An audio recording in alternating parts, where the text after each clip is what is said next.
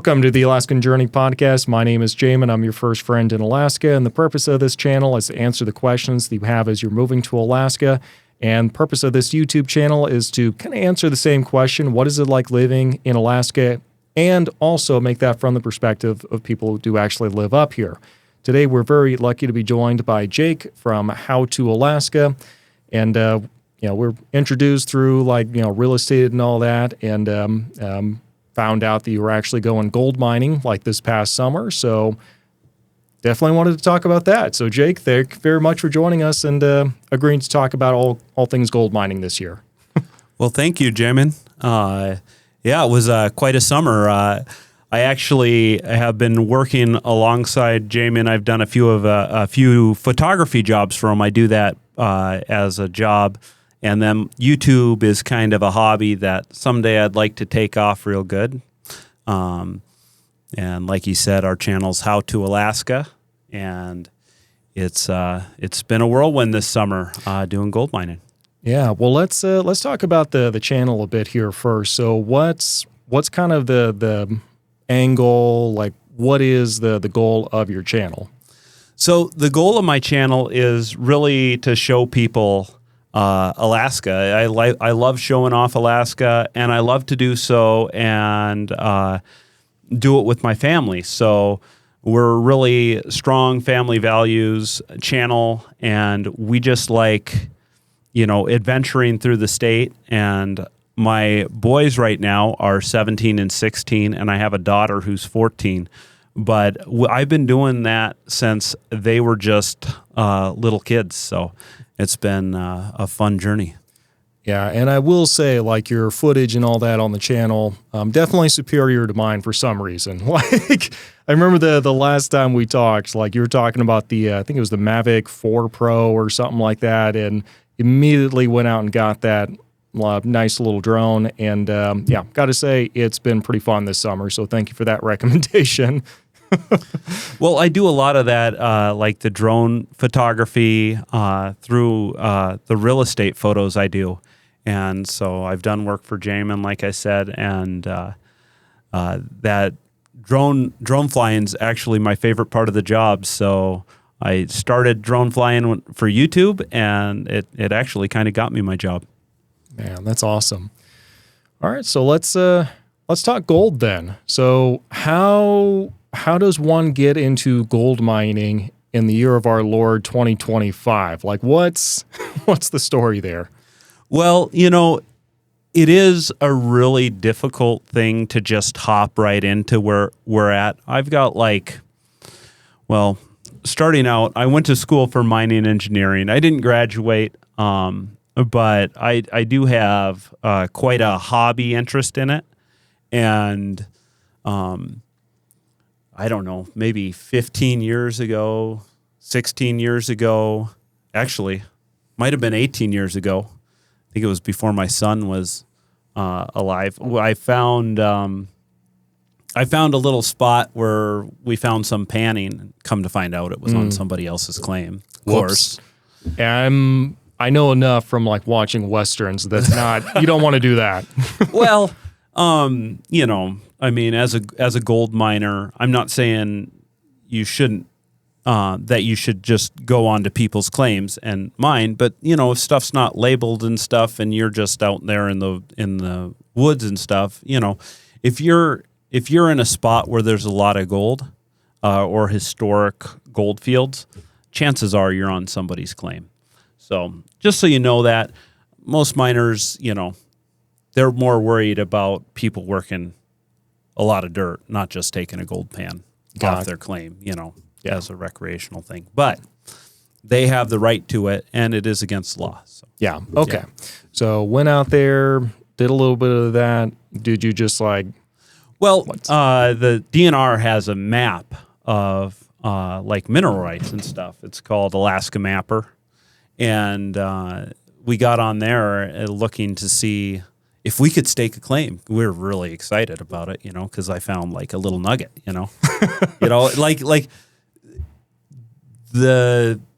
you do not find nuggets just panning very often, no matter what, at least not nowadays, not now that all the big gold ground has been basically found. It's very flaky, huh? Yeah, flaky, or even what's called flower gold. So like little teeny. So anyways, we got on that website and found out that those areas were claimed up. So I'm bummed about it. But year after year, I watched the areas and watched the claims. And sometimes people abandon claims. You know, they quit paying the stuff on it.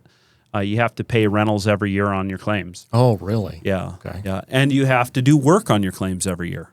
So it's not just that people get them and they own them. It's basically a lease from the state. So at least for state claims. Do most people who are in it, are they there for like commercial business purposes, or is it really more of like kind of a hobby that people are jumping into it for? Yes and yes. Okay. So a lot of people do state claims for speculation, depending on what the market is doing on gold.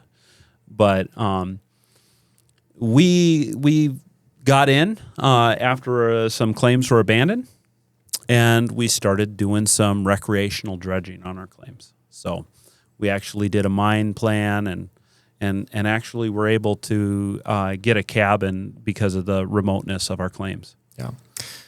So when we're saying mining here, are we talking literally like going underground with like the old school like lantern and everything, or are we dredging the rivers and all that? Like where's most of the work being done? So the underground stuff is known as hard rock mining, and the stuff in the rivers and in the gravels, like on top, the surface mining is known as placer mining, at least for gold anyways. So, right. So we have a placer mine. So basically ours is just river channel we're digging up. And when gold jumped over, what was it, maybe 2,600 an ounce, I decided I think I can make a lot more money gold mining than photography. On top of it, my kids are the right age, and I'm at the right age of not being too old, but having enough knowledge to, you know, kind of get some stuff together. If I don't do this, I'm really going to regret it. And so I told my photography boss, I said, I think I need to quit here and do this. And he graciously said, hey, let's just take as much time as you need and come back to me in the winter. So that's what we did. Oh, outstanding. So what does the preparation look like when you're heading out to go, you know, do the placer mining and all that? Like, did you guys have to go and like build all your own stuff there? Was there something kind of already set up and you just had to like fix it up and update some stuff and you were in action? Like what all did that look like? So what I ended up doing, well, the first thing we had to do was I had a mine plan for dredging, and I had to update all the paperwork. And believe me, that takes a little bit of time because you have to go back and forth with the state DNR and get your paperwork to line out. And then they go to all these other agencies to approve all this stuff. So it's a time-consuming process. You're not doing anything. It's mostly waiting for the time. But you come up with a good enough plan. That takes a little bit of time. And then you send it off and hope you get approved. Do you go to the site, look at it specifically, and have to come up with a very specific plan for that site? Okay. Yes, so very specific. So multiple trips going on here and waiting on bureaucrats. Yeah. Well, you know, a lot of the trips that we're going out there because we enjoyed doing it as hobby mining with our dredge. So we're out there a lot just getting gold from day to day. And I've got videos on our YouTube channel about dredging and stuff like that where we actually went and dredged and got, you know, I don't know, six grams sometimes of gold. And right now, I mean, gold's like $140, $150 a gram. So I talk grams, I talk ounces. You know, we're not on the metric system. We're on the Troy system. It's a whole convoluted system. But a gram, there's about 30 31 grams in a troy ounce of gold. So that kind of gives you an idea. And with gold, I think today it's about $4,000 an ounce. It doesn't take a whole lot of grams to make a living. No, definitely not. So with going out there, then you got to have the plans and everything. Logistically, like, were you guys still close enough to the road system to where you could still go get like supplies and all that? Did you have to get flown in somewhere? Like, how remote are we talking here? We're talking, I don't think anybody's had heavy equipment in there before. Okay. And so we got approved with our mine plan, and I went out and I bought on credit, but 0%, right? There we go. So it's like a lease, right? I went and bought a mini excavator is how sure I was that we were going to find enough gold to make a living on. And I've had these claims for like 8 years prior to this, just giving you guys kind of like a time frame. So this isn't something where 1 week, hey, I think we're going to do this, and then like next month, like boom, we're ready to go. This takes some preparation and time. And if you go and you buy a gold claim tomorrow because you're excited about the price of gold and you got no experience in it, you're probably going to get taken for a loop, and you'll get gold fever and you'll wind up broke. Not that that's happened before, I'm sure. Yeah, hasn't ever happened before. Only happened to what, like 90% of the gold miners gold here, miners yeah, in the 1900s. Yeah, we actually have quite a heritage here of that. So yeah, I can definitely see that. But I'm looking back after this summer, and I'm looking my wife in the eyes, and I'm saying, the day after we're out of the mine, I'm like, I could go back. She's like, I could too. So we did have a wonderful summer. So going back on that excavator, so we took and got our approval finally in March for that excavator. And I took out off, it's a mini excavator. I took out off over the snow on, they're pretty rough ATV trails, fairly narrow. I think my excavator's about 10 foot wide. Sometimes the trail was a little too narrow for my excavator. And so we took off across the snow, and 11 hours later, I was looking out over about a 30 degree trail, like chute, maybe 250 feet above the creek I was on, ready to drop off the edge of that. Oh, jeez. So, yeah, I mean, the whole trip could end before it even like starts, huh? Yeah, not too hard to screw it all up. Let's just put it that way. Did you have the camera rolling the whole time? Or I like, did. I even had the drone in the air. Of course, like you can't not. So, So, anyways, we strapped ourselves down with a cable and a winch, and I start going down, and I'm like, I think I can do this. And I maybe had 200 hours of heavy equipment time. I had one summer where I helped out, and the guy put me in the equipment a lot. And 200 hours, I did some work at my house and stuff. Like, it's just starting to get the basics, right? And so I'm going to drop off this 30-degree chute covered with snow, 200 feet down. I put my blade down, put the bucket down, start going. I tried to stop. I stopped. I'm like, let's unhook the cable. And we rode it on out, and it was fun. Just nothing but Vikings here. Just ready to go to Valhalla, apparently. Pretty much. Okay. And then it was smooth sailing to our claim from there. So just up the river bar. Yeah. So what was the resupply for y'all like throughout the summer then? Did you just have like a lot of supplies you brought out at one time and then you get what you get and you don't complain, or were you able to kind of resupply yourself throughout the summer? So I did a lot of my fuel in the winter because in the winter I can get there a lot easier. Snow machines are a lot smoother. I can go right up the bottom of the creek where it canyons out. It's froze. We got trail up the bottom of it. It's flat, no big hills. If you're ever hauling any weight with ATVs, you know hills are the killer. Mm-hmm.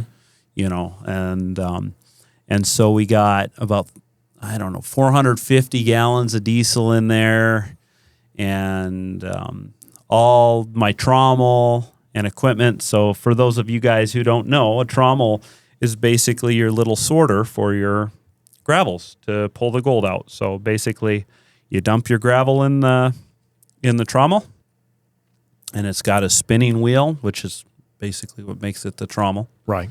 With it's perforated, and then that goes down into your sluice box, and it's all basically the only thing mechanical on it is the wheel, and everything else is water driven, you know. And so you hook a pump up to it, spray water in it, that goes down, it separates in the wheel, breaks the clays up, goes through your sluice box. So we hauled that in the winter because we knew it would be difficult to do it in the summer. And that wasn't too bad. Because like how heavy is that? Because I mean, I'm assuming we're talking more than 50 pounds. I'm small scale, very small scale. So me and my boys could lift up either part. Like the trommel wheel was probably 250 pounds, 300 pounds. And, you know, this is all iron, you know. Yeah. And then the base was probably, 300 pounds.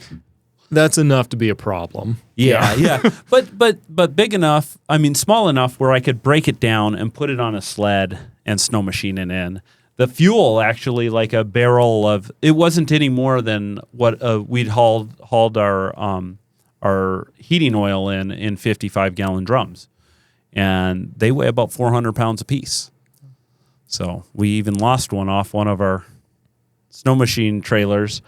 And me and my son were able to, you jockey it and get the leverage, and you're able to get them back up. And there's a headache. We were tired at the end of the day, but we did it. Yeah. Yeah, that's awesome. So how quickly were y'all able to, well, I guess March, you said, is when you guys were going out there to kind of get settled and ready. started? Yeah. Okay. Yep. How long did it take you to be in it, and we're in a routine and we're going and everything? Because I'm assuming there's a bit of a getting used to things. So we got all our equipment out there by mid-April, right? And then there's that set where you can't get in with the snow machine anymore, but you can't get in with a four-wheeler anymore. And it's about a month process. So I came back, went to work, did all my normal routines, and then we headed in, just me and the boys, and went in basically over glaciated creeks on ATVs. And yeah, that was a challenge to get back there, but we did. It was still winter enough that we were able to cross on ice bridges in May the creek.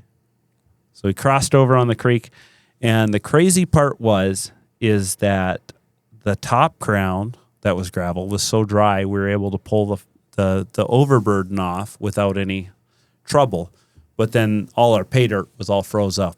That was a challenge. I broke the shank off my bucket, knocked the teeth off plenty of time, did put some wear on my machine, my brand new baby Bobcat E38. So, and that's just from the ground being so hardened and still frozen that it was breaking stuff off? Or yeah. Well, you get ice in that clay, and it's like almost cement. Digging through concrete. Yeah. It's pretty hard. But then the great part was we got down to bedrock, and once we got to bedrock, even with it frozen, it was decomposed enough. That was the easy digging. And so then once we were under it, we could pull everything up real easy. Oh, that's cool. So, and I would say it was mid-June before that ground really thawed out all the way, unless it was exposed for a couple of days. How many productive hours do you get working out there during the summertime? Like 24/7? Does that mean you work like 20 hours a day, or like what? You could work 24/7 out there. My boys aren't quite, they have good work ethic for this day and age, right? But they weren't quite to the point where I was ready to turn them loose. Yeah. Ready to turn them loose to the excavator. So I probably worked on average 12 to 14 hours a day on that. Yeah. So, and then some nights we had late, we get our 14-hour day done and we'd be like, the gold's kind of moving down the box a little bit. Let's clean that, what we call a clean out, right? We'd take and clean all the gravel out of the mats and pan our gold out for the day. Throw a couple extra hours on for the day, but hey, that's the fun part. Yeah. Yeah. That's definitely a pretty unique summer job for them. Yeah. And, it was hard for them. Kids at that age really like being around their friends. They loved it out there. They didn't like being away from their friends. So, yeah. Well, they also get like the one of like a million experience of being able to say they actually went and panned for gold and spent the entire summer just like out there, which you guys said you have a cabin out there as well, or you just tent style? So we were able to get a cabin in our first mine plan, and then so when we updated it because of the remoteness, we had a cabin for it, and that was really a huge part in being able to go back there and do stuff.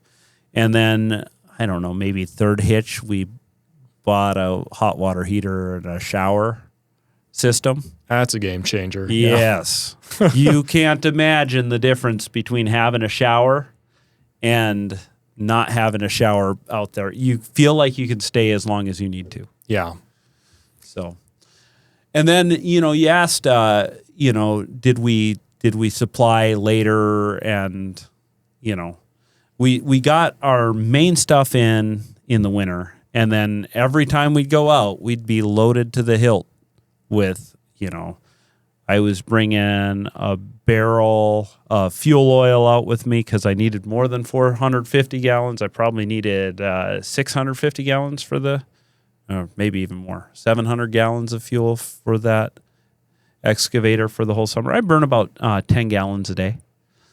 So, and then, we'd have gas for our pumps and our generator and stuff out there. We burn about 5 gallons a day in that.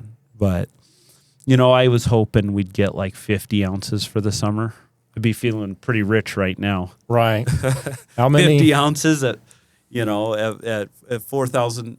You don't get $4,000 or the full ounce value. The gold's only like 80% pure where we're at out of the ground. So you get about 80% of that.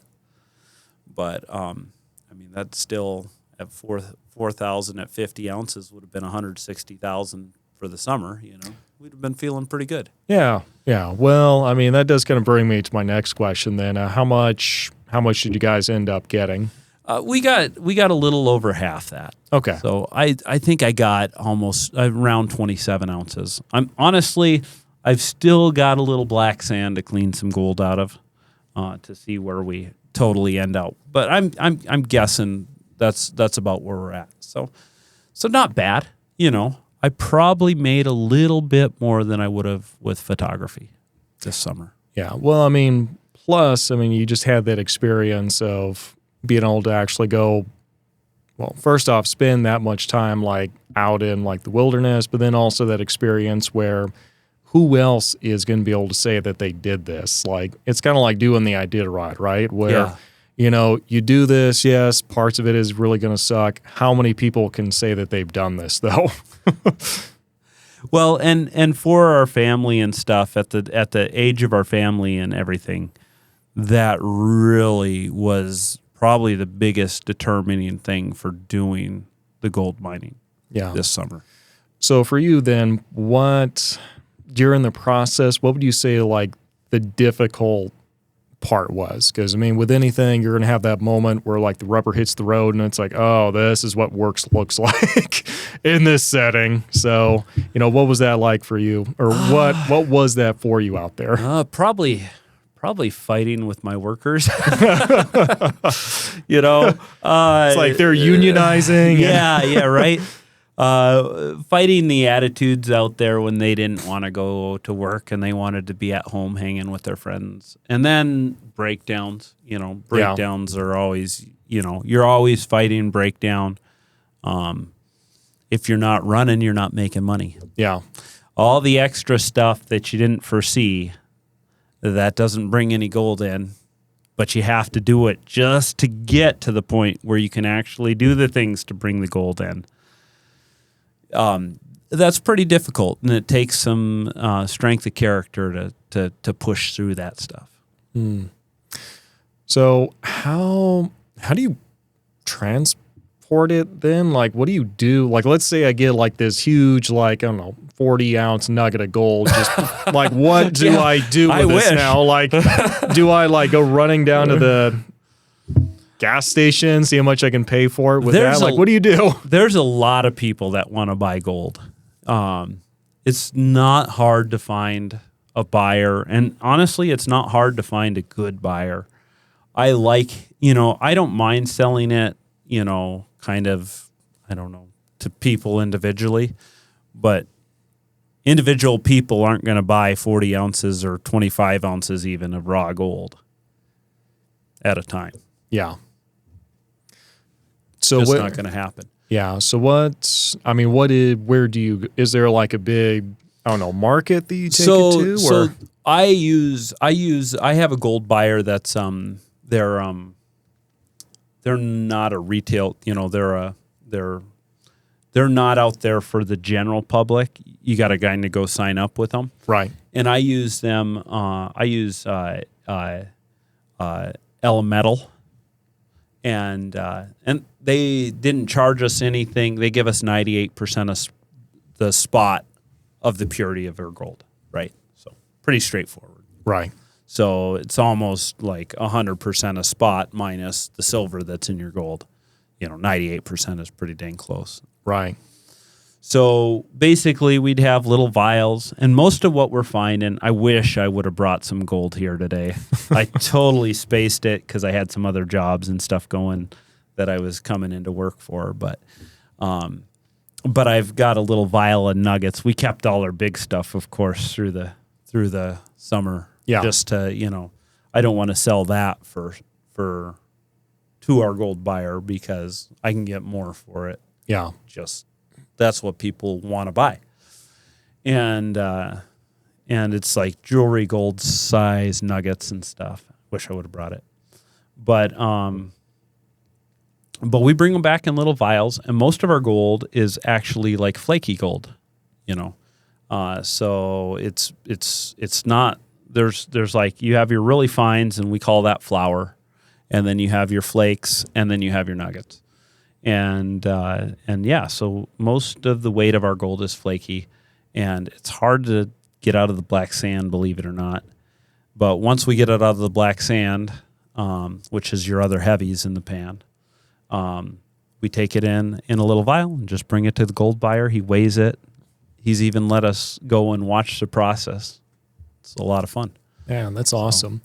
I do know that there's one shop in town specifically that like goes and like mines their own gold for like their jewelry store. Like, do you have buyers like that you can also sell to locally, or what does that look like? I mean, I don't. A lot of people do. I'm just not running a ton of volume yet, and it's our first season. You know, I might get some jewelry buyers. Another miner that I was out there, a neighbor to us, offered to teach me how to make the jewelry. Oh, nice. And so I'm thinking of he's an old timer, so you know he doesn't have too many years left on this earth. But you know he I think kind of feel like he wants to pass on some of his knowledge. You know, and I might take him up on that this winter. What would you say I guess the culture is like among gold miners? Like, is this pretty warm and receptive to people coming in? Are they trying to get people more involved with it? Do they just want to be left the heck alone? Like, what's kind of the vibe with the tribe? So it varies. Our community is really great. Yeah. It's kind of like if you're in the industry and everything, and you've developed trust with people. I mean, like, it's as warm a community as everybody jumps in and helps everybody out. Like, that's just, you're competing against the elements out there. You're not necessarily competing against each other. You each have your spot, and you give each other respect and help when they need it. It's pretty awesome. Yeah. So I had another friend back there who's got a place up the creek a little bit farther. He even flew me hydraulic oil in, just when I was in a pinch. So pretty cool. Oh, that's awesome. Are there, like, I don't know, Facebook groups, support groups for people like in the community, or is this more like a secret handshake kind of a society? I mean, there are Facebook groups, but the Facebook community is different than the real community out there. A lot of these guys, they're not on Facebook or either that, or they're, you just meet them when you're back there and you get to know them. Like it's really, really like pioneer style mentality back there. Are a lot of them like descendants from like, prospectors from back in the days, or is this just people who got into it themselves and it just kind of became a passion for them, or is there kind of a heritage element to it for them? There's not really a heritage to it. I mean, there is in some instances, but anyone that we're back in there, I mean, there's a little heritage maybe in getting a spot, but most people are in there because they love to do it. It's not because their father did it. It's because, they got a little gold fever. Yeah. Yeah. And is that having like gold fever, is that like within the community, is that like seen as a good thing, bad thing? Is it just depend how much fever we're talking about? Well, it's basically like if you got it too bad, you're going broke. Yeah. You'll be the butt of a few jokes maybe if you got it too bad. Oh, that's awesome. It's like the guys back there that have been doing it for a while are very realistic, and they treat it like work. You're not going to you're never going to go back there and get rich quick. It's something that you work at like everything else. And when you realize that and come to the just enjoying the work out there, that's when you really thrive. Yeah, I guess that kind of applies for anything. Yep. So what does the future look like for Jake as far as gold mining going into the future? Well, it depends if my boss is watching, but no. No. What it looks like is if gold is up over 3,000 an ounce, we'll probably be right back at it next summer. Because a lot of the right up front expenses I've already got out of the way. And we're on the gold. We know what we're getting. I know where I can make it work. So it's at 4,000 now. Hopefully it'll be at 6 or 8, and then I'll be feeling really good. Buy gold. It's like, and that's today's sponsor. Yeah. And follow How to Alaska on YouTube. Yep, absolutely.